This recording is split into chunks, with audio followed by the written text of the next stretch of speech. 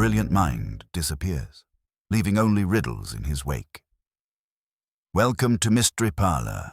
I am your host, Axon. Tell me where you're joining from today. I love seeing this community connect. Your comments make this journey unforgettable. Let's dive in. The annual Flaxborough Flower and Produce Show was, by any objective measure, an event of gentle triumphs and private disappointments. In the cavernous interior of the market hall, redolent of polish, chrysanthemums, and the faint tang of disinfectant, the townspeople moved in slow, purposeful circuits between trestle tables laden with the fruits of local industry.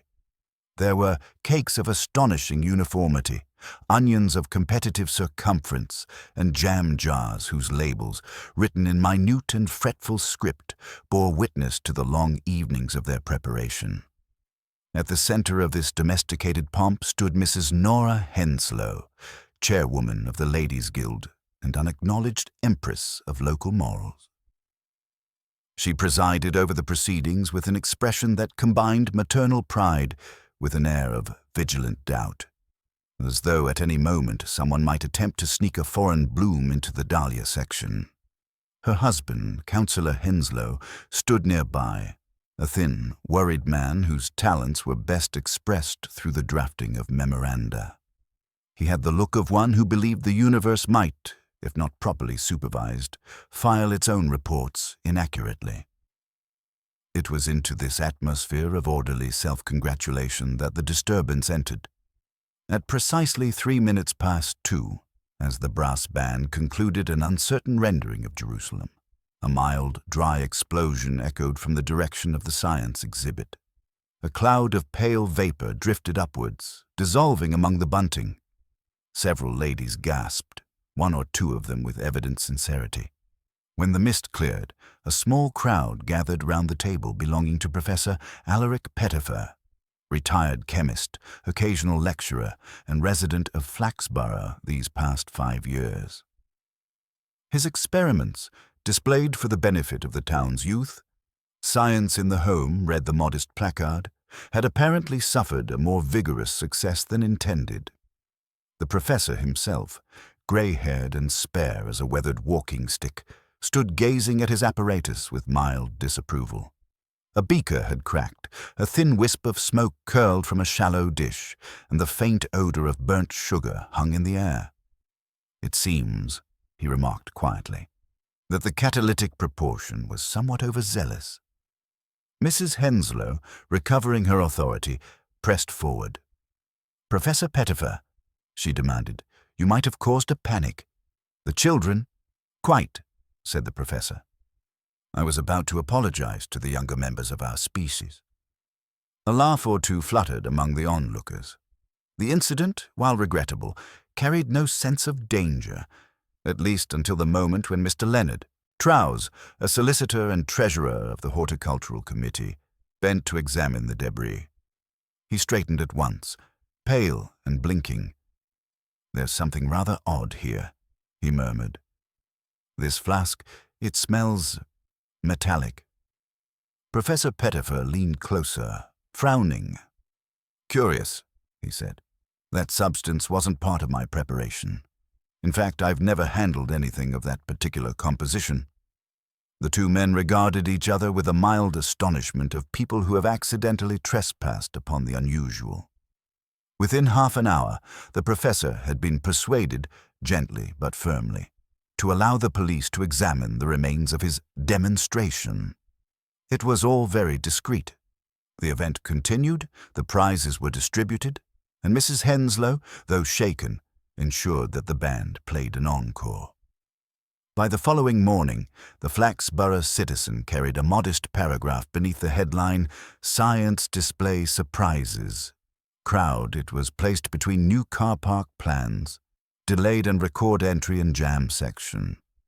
The notice might have ended there, a brief spark of provincial excitement, had the professor not been found, 3 days later, lying motionless in his garden, a faint trace of the same burnt sugar odour lingering in the air. When Inspector Purbright arrived, the neighbours were already at their gates exchanging interpretations.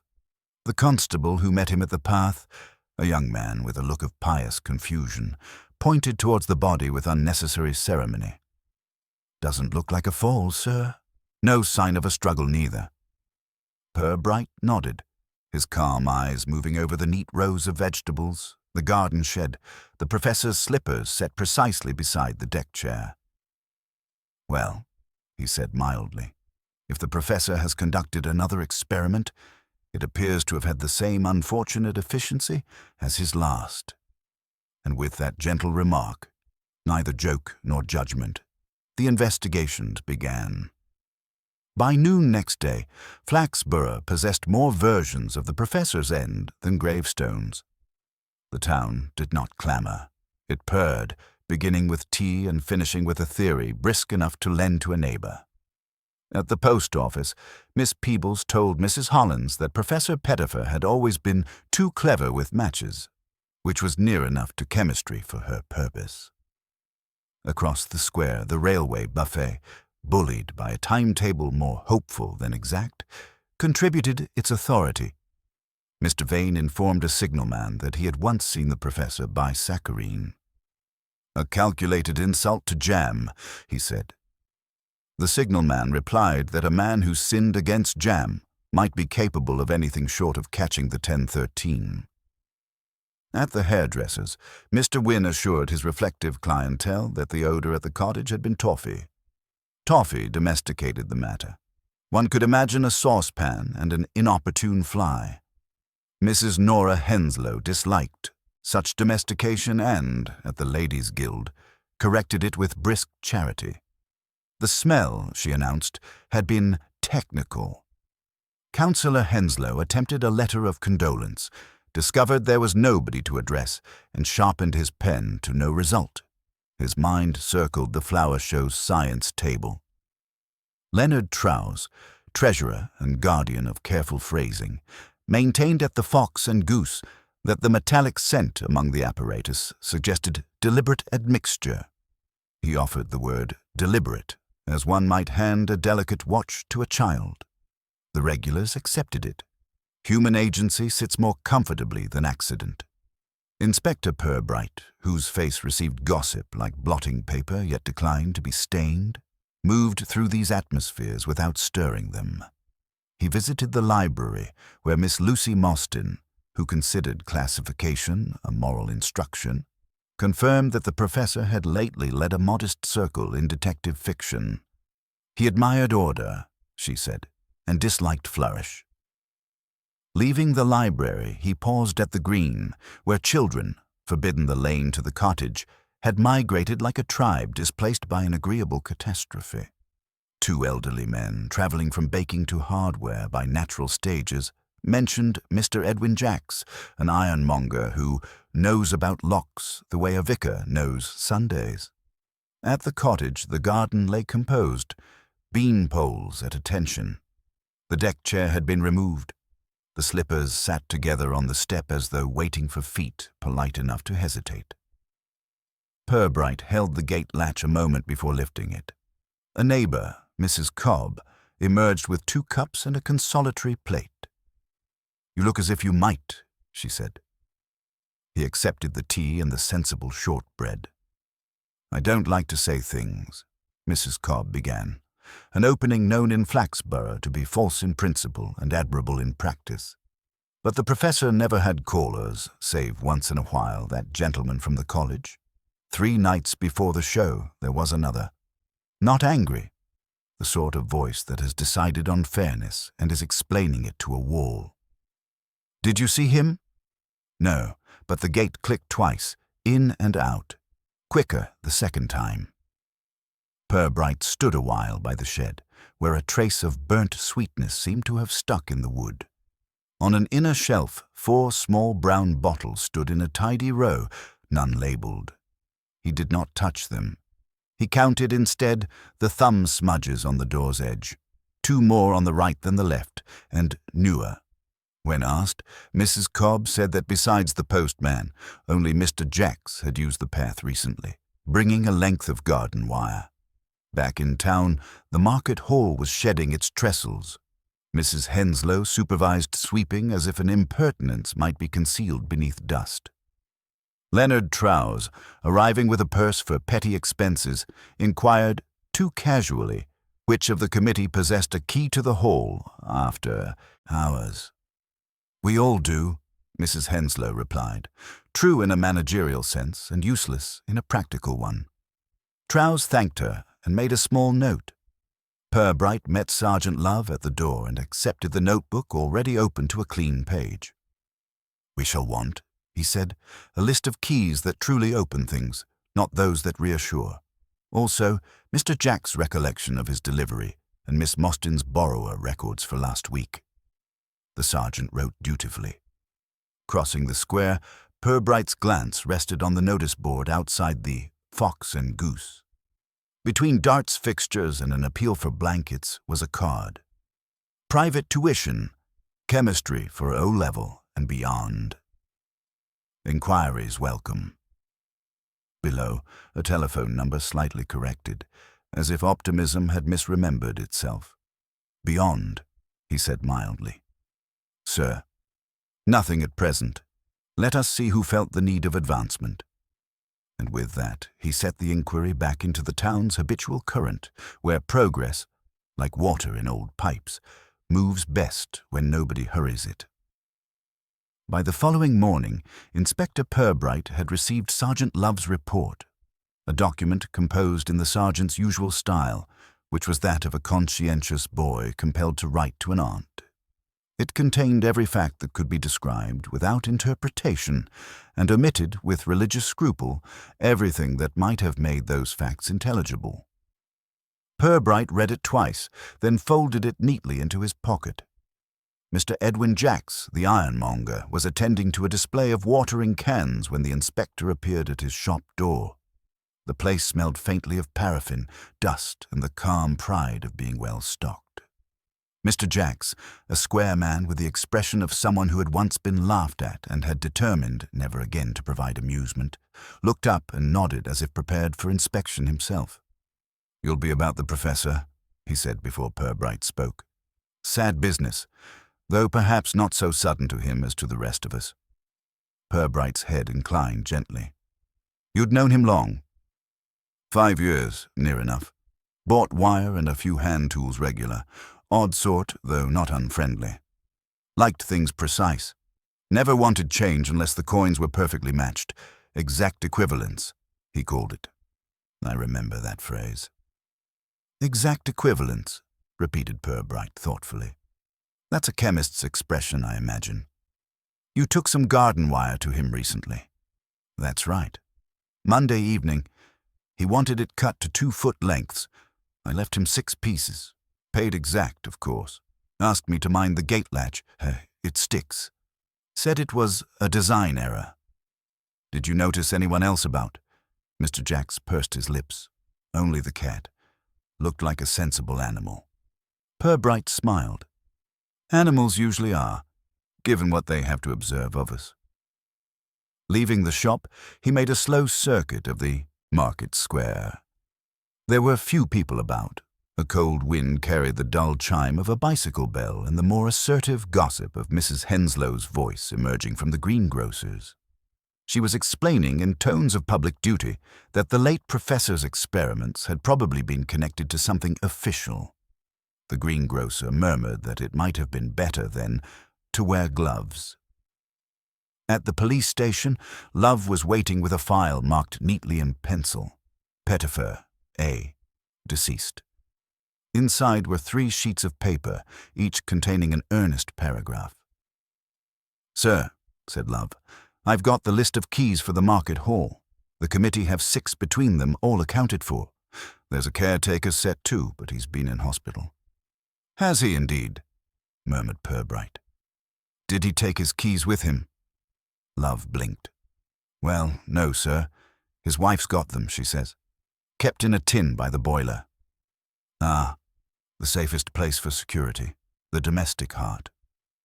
The inspector looked out through the window at the square, where a lorry was delivering sacks of flour to the bakery. You might ask Mrs. Crossley to bring the keys in, Love. Not at once, after she's had her dinner. Yes, sir. And this tuition advertisement, did we trace the number? The sergeant consulted his notes. Belongs to a Mr. Gerald Larch. Lives in Albion Street. Teaches chemistry at the grammar school. Larch, Purbright said, as if sampling the word for flavor. Would that be the same gentleman who occasionally visited the professor? Love brightened. It could well be. Mrs. Cobb said one from the college used to come, but the professor had retired, hadn't he? Quite so, said Purbright, but habits sometimes linger longer than salaries. That afternoon, the inspector walked to Albion Street, a row of respectable houses that had lost faith in their own gentility. Mr. Larch's name appeared in small brass letters beside a door of aggressive cleanliness. The man himself opened it, tall, sharp-featured, and wearing an expression of alert suspicion that suggested a lifetime of students disputing marks. Yes? Inspector Purbright. May I come in a moment? Police? Larch's eyes darted sideways, considering. Is this about the unfortunate incident with Professor Pettifer? It is. I'd like to ask when you last saw him. Larch led him into a sitting room that smelt faintly of varnish and self-improvement. We worked together some years ago, he said.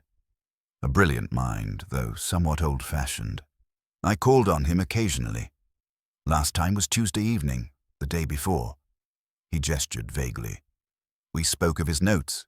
He had been revising an old paper on catalytic reduction. Reduction, murmured Purbright. That would involve hydrogen. Yes, though he was merely theorizing. His experiments ended long ago. Purbright examined the books on the shelf, chemistry, Latin, and a small, neat row of detective novels. Did the professor ever lend you any of these, Mr. Larch? Once or twice. He thought fiction an excellent way to study motive. The inspector looked up, his tone still mild. And what was his own motive, would you say, for continuing these small chemical demonstrations? Larch's fingers tightened slightly on the mantel. Curiosity, I suppose. The habit of inquiry. A man must do something in retirement. Indeed, said Purbright. Otherwise, others may find something for him to do. As he walked back towards the station, Purbright considered that remark with faint amusement. It was his habit to test words by speaking them aloud, as one tests a coin for soundness. The evening light fell coldly on the market hall's stone frontage. Somewhere, behind a drawn curtain, a piano was practicing hymns. He paused beside the notice board again. The card for private tuition fluttered faintly in the breeze, and beside it, newly pinned, a second notice. Wanted. Laboratory glassware. Any condition considered. Apply box number 43. Purbright stood a long moment, his breath forming a slow mist. Two advertisements, modest and unrelated to the casual eye, yet placed within inches of one another, and both concerned with chemistry. He smiled faintly, not because he understood, but because the town, like a talkative witness, had just begun to contradict itself. That evening brought a thin, persistent drizzle over Flaxborough, the sort of rain that seemed to have forgotten what it came for, yet declined to stop out of politeness. Inspector Purbright, who never minded the weather's indecision, walked the short distance from the station to the Fox and Goose. He preferred conversations conducted in their native habitats, and Leonard Trowse, the solicitor and treasurer of the Flower and Produce Show, was known to spend his late afternoons among the quieter barrels. Trowse was alone in a corner, one elbow on a copy of The Citizen, and the other defending a glass of mild. He received the inspector with the relief of a man accustomed to dull company who has at last been offered intelligent sympathy. I suppose it's about the professor, he began, before Purbright had settled his coat. Sad, very sad. Brilliant mind, they say. Always found him a little stiff. The kind of man who says exactly what he means, and then looks offended when you believe him. Purbright smiled. You mentioned to Mrs. Henslow that something among his apparatus at the show seemed unusual. Trowse nodded, pleased to be quoted. Yes, a sharp, metallic smell. Not quite chemical, more like the inside of a penny box. I assumed he'd been experimenting with some new process, though I did think it odd he left his demonstration unattended for 10 minutes before before it happened. Unattended? Yes, I noticed him step outside the hall, met someone at the door, actually. A young man, student type, perhaps. I didn't see his face clearly. Purbright's attention sharpened, though his tone remained mild. Did he return, looking as though the conversation had pleased him? Trowse hesitated. Not precisely. Rather brisker than usual. The professor was a measured talker, you know, like someone counting the syllables of propriety. But when he came back, he poured something from a small bottle into one of his dishes, almost impatiently. Then the noise occurred. I see. Purbright allowed a moment to pass, during which the fire crackled and the smell of beer seemed to absorb the town's smaller secrets. Would you be so kind, Mr. Trowse, as to describe this young man's coat? Brown, I think. Longish. Ordinary. Ordinary, Purbright echoed gently. Yes, they usually are. Leaving the Fox and Goose, he walked the length of the high street, pausing at shop windows whose reflections offered little beyond his own expression of thoughtful amusement. The town's lamps had just begun to bloom in the mist, casting halos that trembled like moral uncertainty. At the end of the street, Albion Road turned quietly toward the grammar school. The next morning brought Sergeant Love with the keys from Mrs. Crossley and a face suggesting that virtue, though rewarded, had been an exhausting experience. She wanted to give them wrapped in a towel, sir, said they'd been near the boiler too long to touch. Purbright accepted the towel gravely and removed from it a modest ring of keys, each labeled with the kind of determination that refuses to be questioned. Good woman, Mrs. Crossley, he said. When decency becomes physical discomfort, it's usually genuine. He unlocked the market hall himself later that morning. The great space, emptied of tables, smelled faintly of polish, chrysanthemums, and the aftermath of community virtue. Dust motes drifted like indifferent witnesses. In the center, where the science display had stood, a faint circle of discoloration marked the floor. Purbright crouched, touched it lightly, and sniffed his fingers. There it was again. The faint, burnt sweetness, tinged now with something metallic and dry. He stood and looked around. Against the wall, near where the professor's table had been, lay a small object, a torn piece of brown paper, folded once and pressed flat. It was not official rubbish. Flaxborough did not fold litter. Inside, barely visible, were a few grains of dark residue. Purbright examined them with the absent precision of a man who has not yet decided whether he is curious. When he returned to the station, Love had produced a list of chemical suppliers within 50 miles. One of them, the sergeant said, sent a parcel to Professor Pettifer last week, 5 pounds of ammonium sulfate. Routine gardening stuff, apparently. Possibly, said Purbright. Though, the professor's beans have shown no signs of excessive enthusiasm. He placed the paper scrap inside an envelope, wrote, "From Market Hall Floor," in his neat, steady hand, and set it aside. Let's speak with Mr. Larch again this afternoon. Bring along the photograph we took of the professor's garden, the one showing the deck chair and the wire lengths. The meeting, when it came, was brief.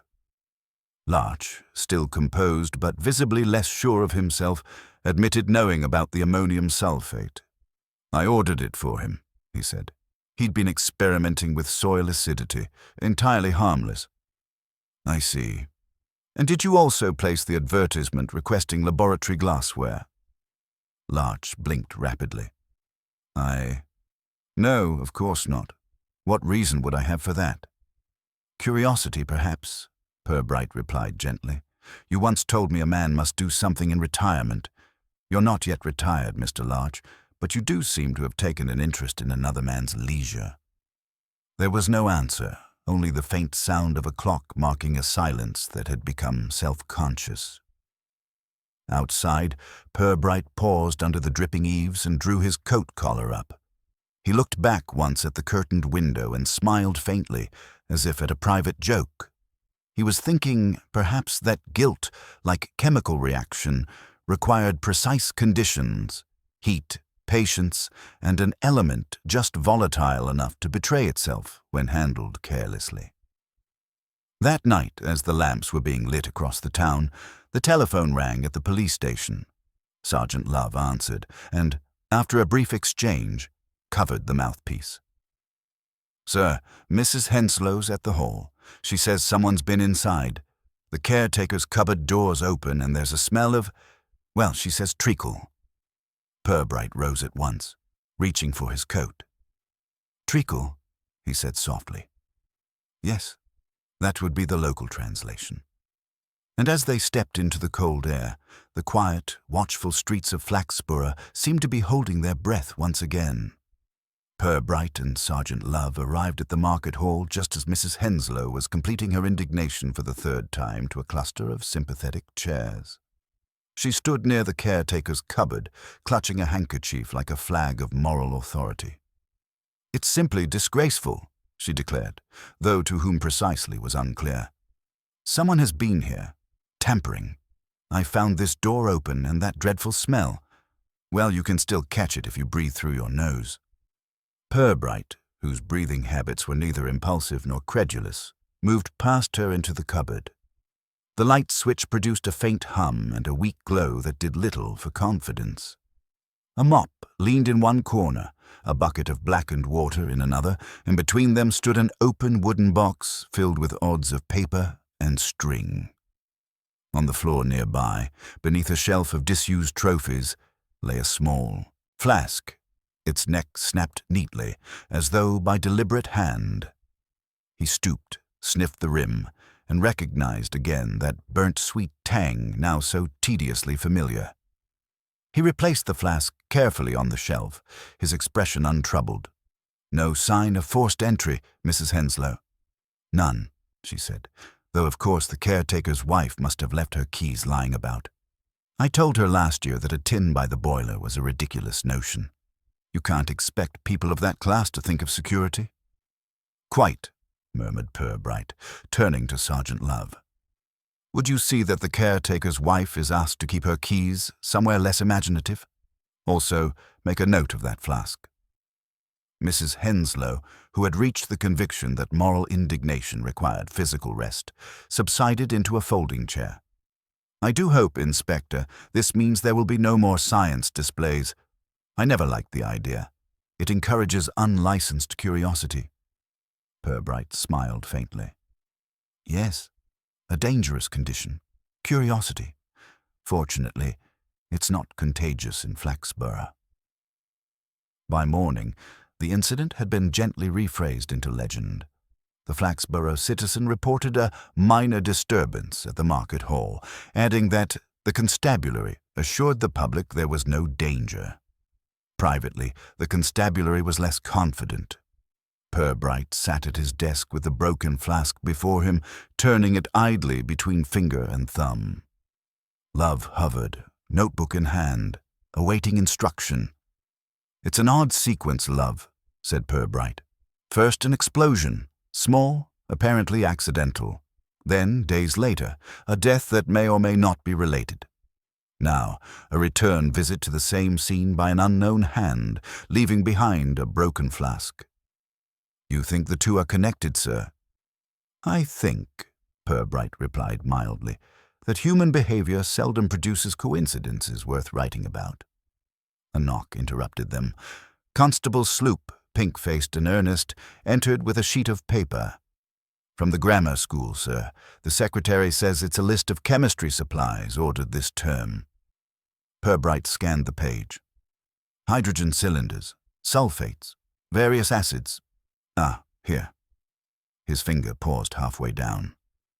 4 glass flasks, ordered last month and signed for by 1G Larch. The same batch number as this, I fancy." Love blinked. "Then that flask?" "Yes. most likely from the school stock, which suggests either Mr. Larch's carelessness or his enterprise. He rose, pocketed the paper, and reached for his coat. "Let's take a walk to the grammar school. The rain has stopped, and so, I imagine, has Mr. Larch's composure." The school laboratory was a long, cool room that smelled faintly of chalk, iodine, and discipline. Larch stood at the far bench, arranging test tubes with the air of a man ensuring his respectability by symmetry. He looked up when Purbright entered, his composure visibly mended but still fragile. "Inspector, again?" "I'm afraid so. We've found a flask at the market hall, one belonging to your laboratory stock, I believe." Larch's hand hesitated above a retort stand. "Impossible. Our equipment is kept locked. The students couldn't have taken it." "I didn't suggest they had," said Purbright gently. "Perhaps you lent it to someone?" "I've lent nothing. Then it must have been stolen. Odd, though, that thieves should trouble themselves with flasks when silverware exists." Larch turned abruptly, his face paling. I don't see what you're implying." "Nothing as yet," Purbright said. "But you did say, when last we spoke, that you ordered the ammonium sulfate for Professor Pettifer. It seems you also supplied him, perhaps accidentally, with something else." Larch pressed a handkerchief to his forehead. "You're making this sound sinister. The professor was conducting harmless experiments." "Indeed," said Purbright, "harmless to those who understood them." He let the pause lengthen. "You mentioned earlier that you discussed a paper on catalytic reduction with him. I wonder, did you both agree upon the proportions?" Larch's mouth tightened. "Scientific disagreements are normal, Inspector. But this is persecution." "Not yet," said Purbright, his tone courteous. "We shall reserve that privilege until we're certain whom to persecute." He left the school without haste, pausing at the gate to look back. Through the window, he could see Larch pacing, one hand pressed to his head, the other clenched. The man's agitation, Purbright thought, was either genuine guilt or genuine fear. Both could be equally informative. That evening, Love returned with a small packet. "From the lab, sir. They've tested the residue from the market hall floor. It's sugar, sir, mixed with something metallic. Iron filings, maybe." "Sugar and iron," Purbright murmured. "Not much to frighten anyone unless arranged with care. Add a catalyst, apply heat. Yes, one could produce gas enough to startle a crowd. Or worse, a chemist careless of his curiosity." He set the packet down, his eyes resting on it with mild satisfaction. "We're moving toward something, Love. Slowly, as Flaxborough insists, but steadily. Let's hope Mr. Larch continues to demonstrate his innocence with the same enthusiasm as before. It's always instructive to watch a man prove too much." Outside, rain began again. Soft, steady, and impartial, washing the market square clean of everything but its secrets. By the next morning, Flaxborough's drizzle had given way to a chill clarity, the sort of light that seems to reveal dust rather than dispel it. Inspector Purbright found himself in the small glass-walled office of the late Professor Pettifer's cottage, standing before a desk of orderly chaos. Notebooks, a brass magnifying glass, and a tin of biscuits half filled with screws occupied its surface.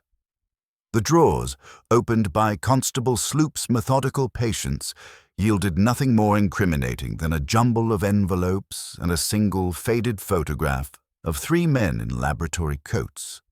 One unmistakably Pettifer, one younger but recognizable as Gerald Larch, and a third unknown, whose expression suggested a man unaccustomed to being amused. Purbright lifted the photograph towards the light. "Whoever he is," he said quietly, "he's the sort of man who knows the price of every test tube and the name of every clerk." He replaced it carefully. "Keep that safe, Sloop. Faces are usually worth more than fingerprints." Out in the garden, Sergeant Love was speaking with Mrs. Cobb, who had reappeared at her fence with the untroubled assumption that any policeman within 10 yards required her testimony.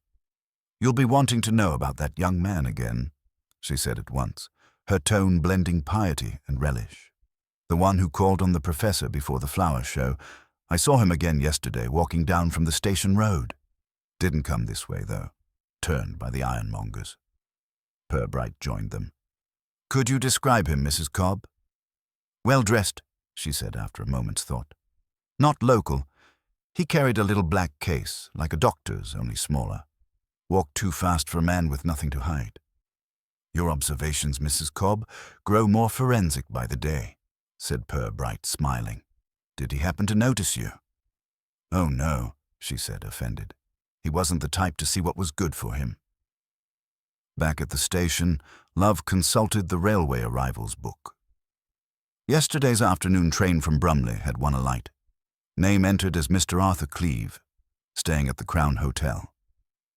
"Cleeve," Purbright repeated, turning the word like a coin. "And a small black case. Let us pay a social call before he grows lonely." The Crown Hotel possessed an air of faint apology for being still open. Its carpet spoke of better decades and the receptionist of better guests. She indicated room 7 with a sigh that implied the inspector might prefer not to go. Purbright knocked, received no answer, and knocked again. Presently, the door opened a few inches, revealing a man in his 30s with the tired watchfulness of one who calculates all outcomes before speaking. "Yes?" "Inspector Purbright. Police. Might I come in a moment?" Cleeve hesitated, then stepped back. The room was tidy to the point of denial.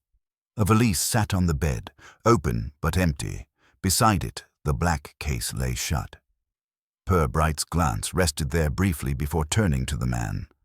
"You arrived from Brumley yesterday, Mr. Cleeve?" "That's right. I'm a representative for H.J. Withers & Co. Industrial Chemicals." Purbright's tone remained conversational. "A useful trade. You must find our market hall explosion of some professional interest." Cleeve's expression did not change. "I read about it. Unfortunate business." "Yes, especially for Professor Pettifer. You knew him, I think." Cleeve's eyes narrowed slightly. "Years ago. He was a consultant for our firm once. Haven't spoken in, must be 4 years. Yet you came to Flaxborough." "Business. We supply the grammar school's laboratory. I came to confirm an order." "Indeed," said Purbright mildly. "You'll forgive me asking, was that order placed by Mr. Larch?" Cleeve nodded. "Naturally, head of chemistry, he signed the requisition himself." The inspector allowed a thoughtful pause. "And did you discuss your visit with him yesterday?" Cleeve hesitated. "Briefly, at the school. I showed him the new safety catalogue." Purbright inclined his head. "Safety is a valuable pursuit, Mr. Cleeve. Do you mind if I ask what became of your empty case?" The man blinked, startled. Oh, the samples. Left them at the station office till I go back tonight." Purbright's gaze remained mild, but unblinking. "How prudent. Would you be good enough to show them to Sergeant Love later? Just a matter of completeness." When they left, Love exhaled heavily. "You think he's mixed up in it, sir?" "I think," said Purbright as they stepped into the pale sunlight, "that Mr. Cleeve's caution has the air of rehearsal. It suggests a man who already knows the questions and dislikes their answers." That evening brought a quiet confirmation. The station porter, questioned discreetly, recalled that Cleeve's case had indeed been left with him, then collected again not long before dusk. "Said he'd changed his mind about staying over," the porter said. "Looked nervous. Caught the 6:10 for Brumley, he did." Purbright returned to his office and sat for a long while in thought. The clock ticked with bureaucratic patience. On his desk lay the torn paper from the market hall, the photo of Pettifer, Larch, and the unnamed third man, who, under the inspector's steady regard, now seemed less unknown. The eyes, sharp and humorless, could almost have belonged to Cleeve. He looked up at Love, who was writing with deliberate heaviness. "Sergeant, telephone Brumley Station in the morning. Ask whether Mr. Cleeve alighted there. If not, we may assume he preferred to travel further, possibly somewhere that doesn't require explanations." Love nodded, then hesitated. "Do you think Larch knew he was here, sir?" Purbright leaned back, the faintest trace of amusement on his face. "I rather think he did. Men like Larch rarely forget debts or accomplices. What remains to be seen is which one considered the other expendable first." Outside, the wind rose again, rattling the panes. In the dim lamplight, the torn scrap of brown paper on Purbright's desk seemed to curl slightly at the edges, as though remembering the heat that had once altered its purpose, and, quite possibly, its master. The following morning arrived with a dull sky and the faint promise of frost, the kind of day that made Flaxborough seem suspended between sleep and gossip. Inspector Purbright sat at his desk, a cup of tea cooling beside him, as Sergeant Love returned from the telegraph room with a paper held as delicately as if it might object to being read. "Message from Brumley Station, sir. No passenger by the name of Cleeve disembarked there last night. Ticket issued to the terminus at Easthorpe Junction, but the conductor doesn't recall him leaving the train." Purbright lifted his eyes from the desk blotter. "Easthorpe, 30 miles beyond. Conveniently anonymous. Could have changed trains there, sir." "Indeed. A man carrying a case of chemical samples and an aversion to questions may find Easthorpe's sidings more comfortable than its platforms." He set his teacup aside, the faintest crease of thought appearing between his brows. "Mr. Cleeve was not, I think, merely a salesman with a nervous temperament. He arrived soon after Pettifer's death, knew Larch, and left abruptly the moment curiosity approached. The pattern resembles a chemical reaction, one catalyst too many, producing a gas nobody wished to breathe." Love, who regarded chemistry as an offense against common sense, nodded solemnly. "Do we bring Larch in, sir?"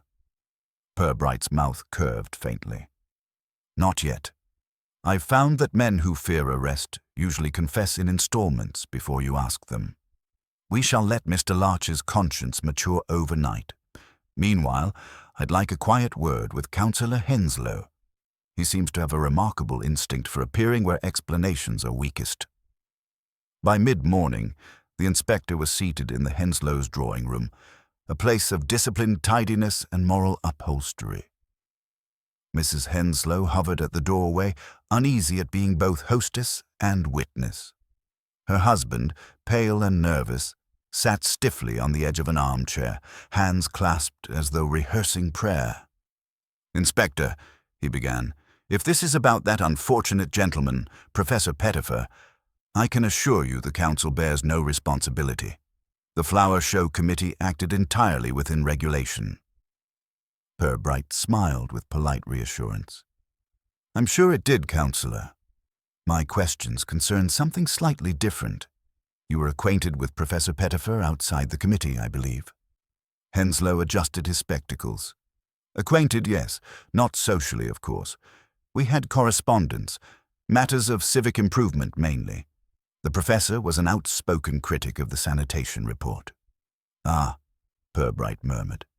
"The report that favoured your proposal for the new waste depot by the river." A faint colour rose in Henslow's cheeks. "Yes, that one. Pettifer submitted an alternative plan. Impractical, though, mathematically impressive. Claimed our design would cause chemical seepage." "And did it?" Henslow hesitated. "It might have, in theory. But only if the contractors cut corners. They didn't." Purbright inclined his head, as if noting an answer to a question never asked. "And did you perhaps share your late opponent's opinions with Mr. Larch?" The councillor blinked. "Larch? Good heavens, no. Why should I?" "Because," said Purbright softly, "Larch seems to have shared them with someone else. Someone who preferred their experiments conducted outside the council chamber." He let the silence expand until Mrs. Henslow's fidgeting became almost audible.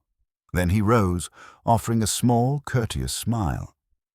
"Thank you, Counselor. You've been most clear. Do take care not to discuss this matter with anyone. Speculation, like chemistry, is dangerous in untrained hands." Outside, the street lay still beneath a brittle sun.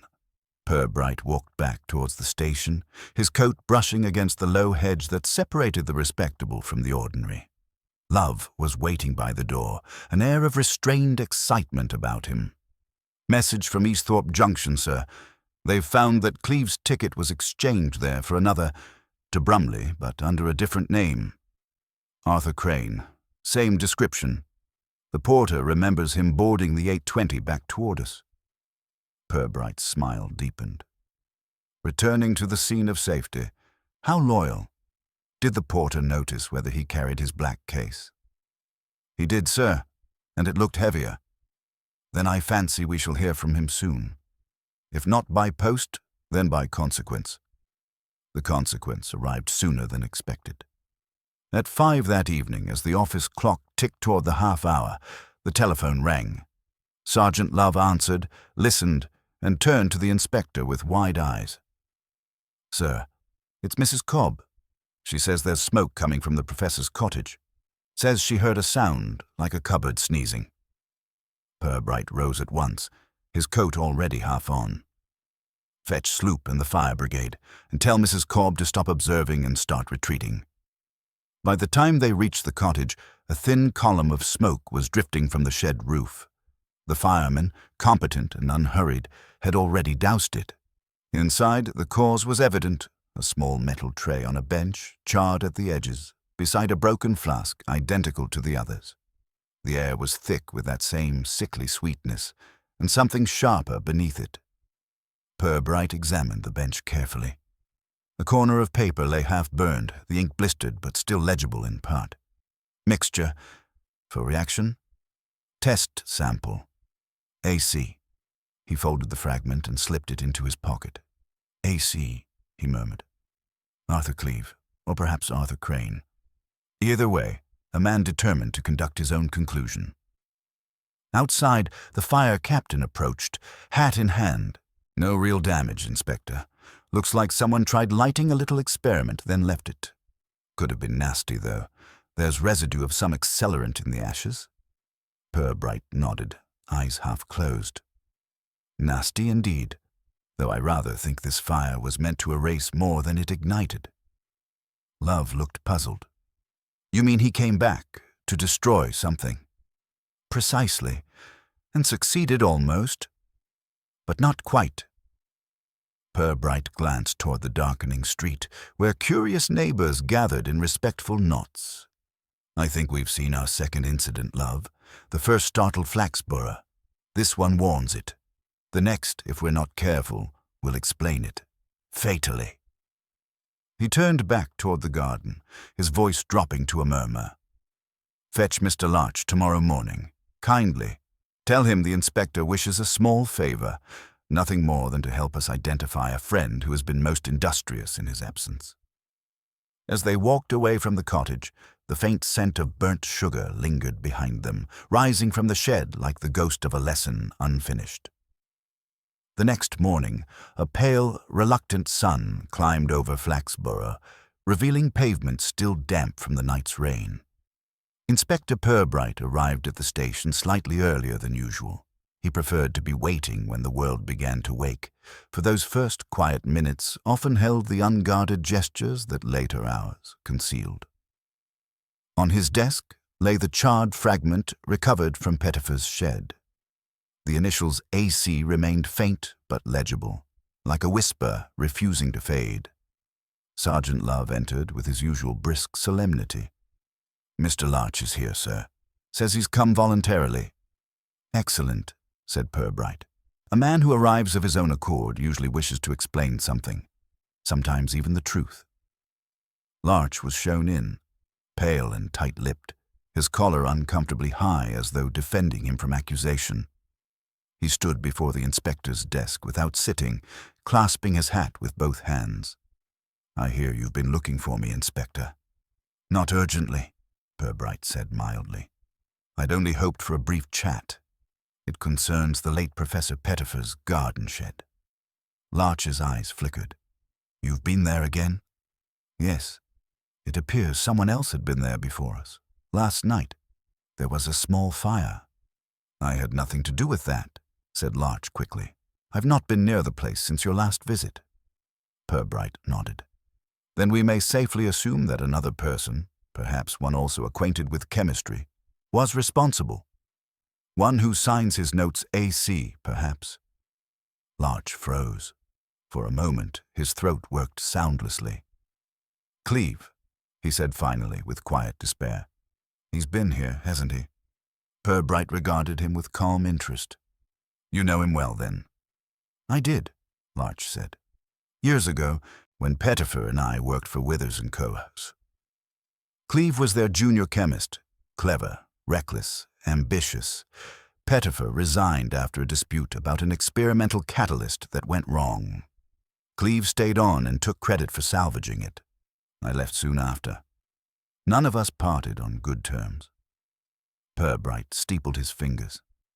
And now, years later, all three men are again linked by a small-town flower show, a broken flask, and a death described as natural, but smelling of burnt sugar. An interesting coincidence. Larch looked at the floor. It isn't coincidence. Cleve wanted something, an old formula Pettifer refused to give him. They'd been in correspondence. I didn't know until Cleve came to see me 2 weeks ago. He said Pettifer had discovered a safer process for the same reaction they'd once quarreled about. It could make a fortune. I told him to leave the professor alone. He laughed. Said Pettifer would cooperate whether he liked it or not. Purbright's voice remained gentle. And what did you do? I warned Pettifer, said Larch, his voice breaking slightly. Went to see him the night before the flower show. He seemed calm, too calm. Said Cleve had already been in touch, but that he'd taken precautions. He showed me a small flask on his table. Said he'd prepared a harmless decoy, a lesson in misdirection. I didn't understand then what he meant. Purbright leaned back, eyes half closed. A decoy? Yes. I imagine he left that flask among his demonstration equipment the next day. Larch nodded miserably. He wanted Cleve to think he'd destroyed the real sample. But something went wrong. Something usually does, said Purbright softly. The explosion at the flower show, was that Pettifer's own doing then? I think so. He was showing off to the crowd, using the decoy mixture to make a point. But if Cleve had tampered with it beforehand, swapped a reagent perhaps, then the reaction could have become unstable. It wouldn't have killed him immediately, but it might have exposed him to fumes or left traces he didn't realize were harmful. Purbright was silent for a long moment, watching Larch's hands twist around his hat brim. And last night's fire? Cleve again, Larch whispered. He must have come back to the cottage looking for the professor's notes. The formula was in his handwriting, but Pettifer had hidden or destroyed it. Cleve would have panicked, tried burning what was left. The inspector regarded him mildly. That's a coherent story, Mr. Larch. But it leaves one question unanswered. How do you know all this, unless you were there? Larch looked up sharply. I wasn't. Purbright's expression softened. I believe you. But understanding has a way of arriving before proof, and sometimes the innocent trip over both. He rose and walked to the window, where morning light spilled across the grey roofs.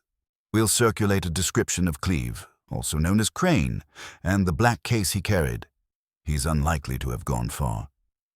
Guilt, unlike science, seldom travels efficiently.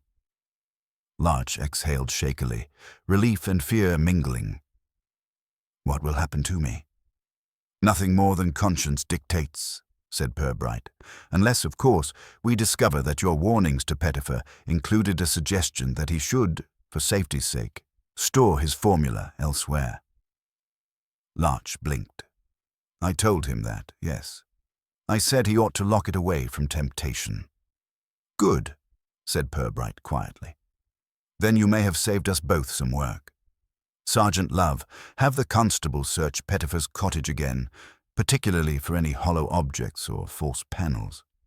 I think the professor's idea of security may have been more ingenious than most safes." Lodge was dismissed with a polite nod, though his retreat down the corridor had the air of a man who suspected parole from a sentence not yet declared. When he was gone, Love said, "You think Pettifer hid the formula, sir?" "I think he hid something," Purbright replied. "And if I'm right, Cleve has been hunting a ghost. Unfortunately, ghosts can still strike matches." Outside, the faint autumn wind stirred the police station's flag against its pole. The town moved at its usual, deliberate pace, shutters opening, kettles boiling, rumors adjusting their emphasis. But somewhere between the market square and the river road, a man with a black case was watching and waiting for the one equation he had not yet balanced. The morning wore a brittle stillness, the kind that seems to wait for something to happen. In Flaxborough, waiting was a communal pastime, though most preferred to disguise it as routine. The milkman's whistle lingered longer than necessary, and at the post office, Miss Peebles opened the blinds a full 10 minutes late, claiming condensation. Only Inspector Purbright and Sergeant Love seemed immune to the town's quiet suspense, though both sensed it like an ache in the air. Love had been out early, and returned now with the confident stiffness of one bearing news that might justify breakfast. "We've had a call from the Crown Hotel, sir," he began. "Room 7 again. The maid says someone was there in the night. Left muddy prints on the carpet. Window latch forced from the outside." Purbright looked up from his teacup. "And Mr. Cleve?" "Still missing. The manager swears he never returned, but there was a faint chemical smell in the room. They've aired it since, so it's gone mostly." The inspector's gaze lingered on the rising steam from his tea. Mostly. That word always conceals the important part. He stood, taking his hat. "Come along, Love. Let us see what Mr. Cleve found so urgent that he came back twice. Once to hide, and once to hurry away." The Crown Hotel's corridors retained that special gloom, peculiar to establishments whose best years predate electricity. Room 7 looked harmlessly drab. Narrow bed, chintz curtains, an air of lodging-house apology. Yet on the floor by the washstand, a small trail of grit and dark soil betrayed recent intrusion. Purbright crouched and examined the window latch. "Opened carefully," he murmured. Someone knew how not to wake a pain. He straightened and nodded toward the dressing table, where a faint outline marked where a small case had rested. Cleve left in haste, but not without purpose. He found what he came for, or convinced himself he had. Love bent to pick up something half hidden beneath the bed frame, a folded square of thin, waxed paper smudged at one corner. "Looks like it's been in water, sir." Purbright took it gently. Within, flattened and almost transparent, were tiny grey granules. He touched them with the tip of a pencil. Iron filings again. Mixed with sugar, I'd guess. A familiar recipe, only this batch was sealed for travel. They left the hotel to the manager's agitated apologies and stepped into the chill street. Flaxborough was waking reluctantly. Shopkeepers unlocking doors with the air of men performing civic duty rather than commerce. The bells of St. Botolph's rang half-heartedly, as though unsure what occasion they served. At the station, the inspector placed the waxed paper beside the charred fragment from Pettifer's shed. The two pieces seemed to converse silently across the desk. "Both prepared," he said, half to himself. "One destroyed, one preserved. Pettifer's decoy and Cleve's proof, each believing the other held the secret." Love frowned. Then Pettifer wasn't killed for what he had, but for what Cleve thought he had. Possibly. Pride's chemistry is as unstable as any compound, Sergeant. The professor designed his trick to humiliate a thief, not to protect himself. Men who play moral games tend to forget that others play for profit. There was a knock at the door. Constable Sloop entered, cap in hand. "Message from Brumley, sir. A man matching Cleve's description's been found, lodged overnight in a boarding house near the canal. He's left again early this morning. The landlady says he looked ill, sweating, shaking. Told her he'd had a bad reaction to something he'd been testing." Purbright's gaze shifted slowly toward the window, where faint sunlight was dissolving the mist. Reaction? Yes. There's the right word at last. He may not have realized that Pettifer's decoy mixture wasn't harmless after all. Perhaps it was designed to appear safe until exposed to air or handled without care. Love's eyes widened. Then the fumes that killed Pettifer might now be finishing what the professor began, said Purbright quietly. "We must find him before he discovers that irony, like chemistry, can be fatal." They reached Brumley by the noon train, a small, sooty line whose punctuality seemed dependent on whim. The boarding house stood near the canal basin, among warehouses with windows clouded by neglect. The landlady, a woman whose moral patience had clearly been tested by lodgers before, greeted them with weary indignation. "Yes, he was here," she said. "Came in late, asked for a quiet room, didn't want supper. Looked like he'd swallowed something disagreeable. I heard him pacing half the night. When I went up this morning, he was gone. Left this on the table." She handed Purbright a torn page from a notebook. In a hurried scrawl were the words, "Tell Larch he was right. Pettifer hid it, not in the shed." Below it, the beginning of an address. Flaxborough. And nothing more. Purbright folded the note carefully. "He's coming back," he said softly. "He's ill, frightened, and he believes the formula still lies somewhere here. Desperation will bring him faster than reason." Love looked anxious. "What do we do, sir?" "Prepare for hospitality. Notify the station master to watch for a man who keeps one hand near his coat pocket, and send word to Mr. Larch that his friend's conscience is on the return train. I'd like him available for greeting duty." They took the evening train back, the countryside blurring past in grey silence. Purbright sat unmoving, eyes half closed, his mind quietly assembling motives and miscalculations. He thought of Pettifer, proud and precise, designing his revenge through science, of Cleve, ambitious and frightened, trying to reclaim a secret already poisoned by pride, and of Larch, waiting somewhere between guilt and gratitude. By the time they stepped onto Flaxborough's platform, the first lamps were glowing in the mist. The inspector paused, glancing down the length of the deserted line. "He'll come tonight, love," he said. "A man chasing safety rarely waits for daylight." Love swallowed, tightening his scarf. "And when he does, sir?" Purbright's voice was calm, almost kind. "Then, Sergeant, we shall let him find what he thinks he's been seeking, and discover, as all our townsfolk eventually do, that Flaxborough has a way of making curiosity terminal." Flaxborough's station waited in a hush that was not quite silence. The night mist hung low across the platform, diffusing the glow of the lamps until the air itself seemed uncertain. A few passengers stepped down from the Brumley train, their shapes blurring briefly as they passed through the fog. None carried a black case. But Purbright, standing at the far end of the platform with Sergeant Love, did not look disappointed. "He's here," he said quietly. Men who believe themselves hunted rarely arrive conspicuously. They seep in. Love's breath came out as a small cloud. "You think he's already left the station, sir?" Purbright nodded. "Probably by the rear gate.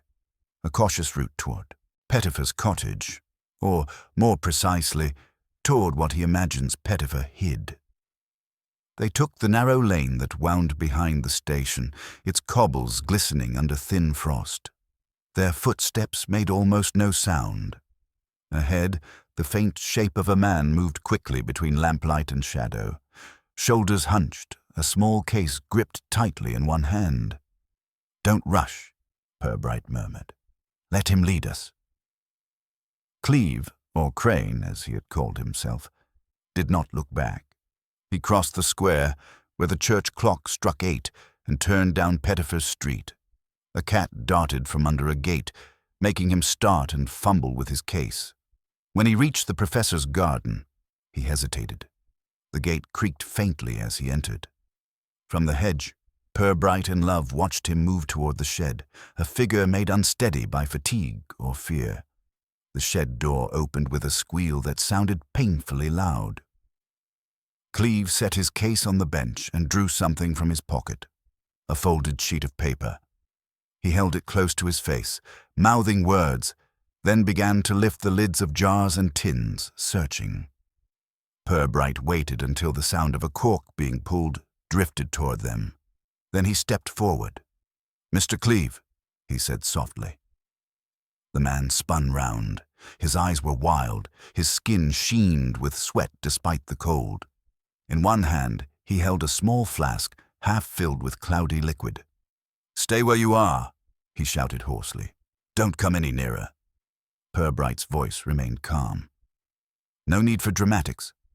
I only wanted to ask whether the professor's formula was worth dying twice for." Cleve's expression twisted between fear and fury. "He tricked me, told me he'd destroyed it, but he hadn't. I found the notes. He hid them under the floorboard, right there." He gestured toward the bench with the flask, his hand trembling. "This is it, his final compound. He called it a corrective demonstration." "Yes," said Purbright. "And he meant it as precisely that, a correction for arrogance. I doubt he ever intended it to work safely." Cleve gave a sharp laugh that cracked into coughing. "You're lying. He was jealous, always was. Said I'd stolen his discovery, but I was the one who perfected it. He made this to prove I couldn't control it, but I can, I will." He raised the flask, but his fingers slipped on the glass. The flask hit the bench with a muffled crack, releasing a sudden, sweet, metallic vapor. For a heartbeat, nothing happened. Then Cleve swayed, blinking rapidly, as if surprised by the invisible hand that had struck him. Purbright moved forward swiftly, pulling him away from the bench and dragging him toward the open air. Love slammed the shed door behind them, coughing. They laid Cleve on the grass. His breathing came shallow and fast, his eyes fixed on something far away. "The professor's last experiment," Purbright murmured. Still demonstrating, a few minutes later, the ambulance arrived, its bell dull against the night air. Cleve was carried away, still alive but insensible. Purbright watched until the lights vanished up the lane. Then he turned back to Love, who was rubbing his sleeve across his mouth. "Get the area sealed. No one goes in until the chemist from county headquarters arrives. Whatever Pettifer mixed, it's unfit for amateur curiosity." Love nodded, still pale. "Do you think Cleve will live, sir?" "Long enough, perhaps, to realize he's proved Pettifer's point," said Purbright. "He sought control and found consequence. It's the usual ratio in human chemistry." They stood for a moment longer in the silent garden. Somewhere a clock chimed 9. Slow and deliberate, the town had already begun to close its curtains against the night, unaware that its quiet respectability had brushed so near disaster again. Back at the station later, Purbright sat at his desk, the professor's photograph before him. He studied the 3 faces. Pettifer grave, Larch uneasy, Cleve defiant. 3 men, he said softly, and 1 experiment too many. Pride, fear, and ambition, their elements combine easily, though never safely. Love, who had returned from dispatching the constables, placed a folder on the desk. "The chemist's report came by telephone, sir. Whatever Pettifer made, it wasn't a new process. More like a deterrent. Produces a gas that stuns on contact. Dangerous only if inhaled for long." Purbright's mouth curved slightly. Then the professor's revenge was merciful after all. A scientist's morality. Precise, conditional, and just shy of lethal. He leaned back, thoughtful. "Send word to Mr. Larch tomorrow. Tell him the formula is no longer in question, and arrange for the cottage to be sealed until further notice. let the town believe the professor's final experiment ended where it began, with curiosity. As Love turned to leave, Purbright spoke again, almost absently. "Do you know, Sergeant, I sometimes think Flaxborough itself is a kind of laboratory. People mix their small secrets here, stir them with pride, and then stand back, astonished when something smokes." Love gave a cautious smile. "And you, sir?" Purbright's eyes met his. "Oh, I merely observe the reactions." Outside, the mist was lifting at last, revealing the first faint promise of dawn. The night's experiment had ended, quietly, fatally, and entirely in character for Flaxborough. Morning brought a fragile calm to Flaxborough. The air smelled of wet earth and the faint, clean promise of reprieve, though the previous night's events had already begun their slow transmutation into rumour.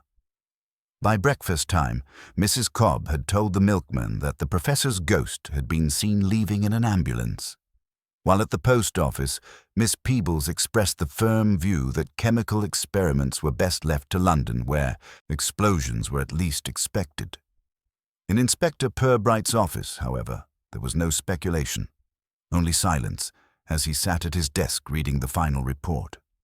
Sergeant Love entered, hat in hand, his face solemn but not without satisfaction. "Cleve died just after dawn, sir. He never regained consciousness." Purbright nodded slowly, as if this were the natural conclusion to a well-balanced equation. "His own invention at last perfected," he murmured. "A man devoted to experiment couldn't have hoped for a more consistent outcome." Love hesitated. "The chemist from County confirmed it, sir. Professor Pettifer's mixture was a deterrent gas, just as you said. Mild enough in open air, but in a closed space, lethal within minutes. They think Pettifer meant only to incapacitate anyone tampering with his apparatus." "Yes," said Purbright softly. "He planned to give Cleve a lesson in restraint, not a death sentence. Unfortunately, one never quite controls the reactions of men or gases once they're released." He opened a drawer and drew out the photograph again. Pettifer, Lodge, and Cleve. 3 men who once had shared the same laboratory and ambition. He looked at it thoughtfully. "The professor," he said, "was proud. He despised dishonesty, but he detested stupidity more. When Cleve threatened to steal from him again, he prepared a harmless-looking mixture, one that would expose its thief with a smell and a puff of smoke, nothing worse. Yet when Pettifer himself handled it, some residue of Cleve's earlier tampering must have remained in the flask, a trace of the real catalyst. It's oddly poetic, the thief's own carelessness killing the man he sought to cheat." Love looked uneasy. "So in a way, sir, neither meant to kill the other." "Precisely," said Purbright. "Two clever men, each trying to prove his superiority, and both too vain to see that science is rarely sentimental." He closed the file and rose, crossing to the window. Outside, the market square was returning to its domestic rhythms, the fishmonger's barrow clattering into place, children darting between lamp-posts, Mrs. Henslow directing traffic with gestures more moral than practical. Flaxborough, Purbright thought, was a place that absorbed scandal the way soil absorbed rain, leaving only a faint darkening at the edges. "Mr. Larch called earlier, sir," said Love. "He wanted to thank you. Said he's leaving the grammar school. Plans to take a position somewhere less chemical." Purbright smiled faintly. "A wise decision. There are fewer dangerous reactions in literature, unless one insists on writing reviews." Love allowed himself a small chuckle. "And the professor's papers, sir? The real formula?" "They'll go to county archives," said Purbright. "A warning label attached, of course. Not for chemical hazard, but for human curiosity." He turned back to the window, watching as a lorry rumbled past the police station, splashing the edge of the pavement where the town's puddles lay like forgotten arguments. A tap at the door interrupted them. Constable Sloop entered, bearing a small brown parcel. "From the professor's solicitor, sir. he said. "Came this morning. Marked for you personally." Purbright took it with mild surprise and unwrapped the string. Inside lay a small sealed envelope and a single brass key, old and slightly tarnished. The note read, in Pettifer's meticulous hand, "For Inspector Purbright, should I become, by error or irony, a subject of inquiry. In the bottom drawer of my desk, you will find the truth I could not explain to the living. Please ensure it remains beyond the reach of those who call deceit invention." He looked up at Love. The professor was a precise man to the end. Later that afternoon, Purbright walked once more to Pettifer's cottage. The key fitted the bottom drawer exactly. Inside was a single notebook, bound in brown cloth, its first page filled with a careful heading, "Experiments in Human Behavior, a Study in Provocation and Response." Beneath it, Pettifer had written, "The reactions of men, unlike those of compounds, can be neither predicted nor contained. When deceit meets intellect, combustion is inevitable." Purbright closed the book gently. There was no chemical formula within, only observations, wry, detached, and painfully true. The professor had never been pursuing science at all, merely proving that human pride was the most unstable element of all. That evening, the inspector returned to his office. Love was finishing a report, his handwriting as labored as his conscience. "All tidy now, sir?" he asked. "As tidy as Flaxborough allows," said Purbright. "We've had a death, a scandal, and a lesson, the usual pattern. Do you think the townsfolk will believe the real story?" "Oh, certainly not," said Purbright. "They'll improve it as always. By this time next week, Professor Pettifer will have been working for the government. Mr. Cleeve will have been a spy, and the gas a secret weapon. It's kinder that way. People prefer melodrama to irony." He gathered his papers, extinguished the lamp, and reached for his hat. "Come along, Love. The world's mysteries will keep until morning, and I find that the less one interferes with human chemistry, the longer one remains alive to observe it." They stepped out into the cool evening, the sky pale and clean after the rain. The town lay quiet again, neat, untroubled, its little secrets folded neatly away. As they walked down the cobbled street, the church clock struck 6 with the serene indifference of one who had seen all such dramas before. Purbright paused once, looking back toward the faint outline of Pettifer's cottage against the dusky sky. Then he nodded, almost courteously, as though to an old adversary finally at rest. "Experiment concluded," he murmured. "Results as expected." And with that, he turned toward the station lights, his silhouette merging with the calm, respectable grayness of Flaxborough once more.